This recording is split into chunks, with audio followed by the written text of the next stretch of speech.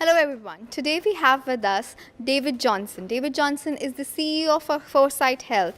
He's the author of just published Market versus Medicine, America's Epic Fight for Better Affordable Healthcare, and the influential Market Corner commentaries distributed weekly to a large and diverse readership. He's also author in residence at the Health Management Academy, the nation's largest convener of integrated health companies, and Matter, the nation's largest healthcare incubator.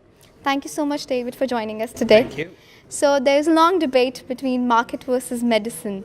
So what is your take on it? Dr. Fojo and I are debating whether healthcare is a commodity or a human right. I was joking with him that the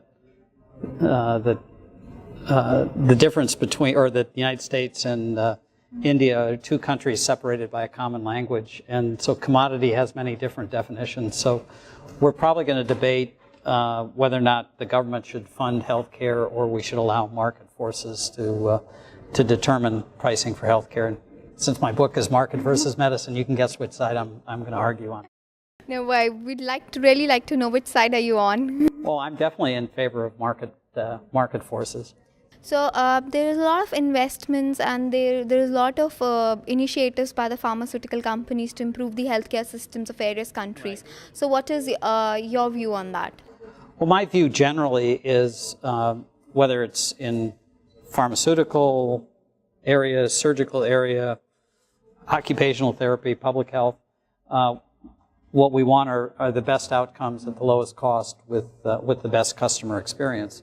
So clearly there's a role for pharmacy in that, but also there's clear market failure in pharmacy as well. So I would apply that standard. What's the cost? What's the outcome? What's the customer experience? And if it advances medicine, then it's something we should do. If it doesn't, then it's something we probably shouldn't do.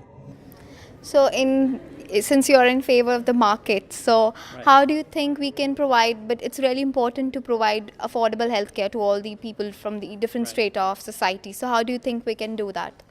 Well, we just had a panel of different models in India, remarkable panel, and some of the companies were public, some were for-profit, and some were non-profit.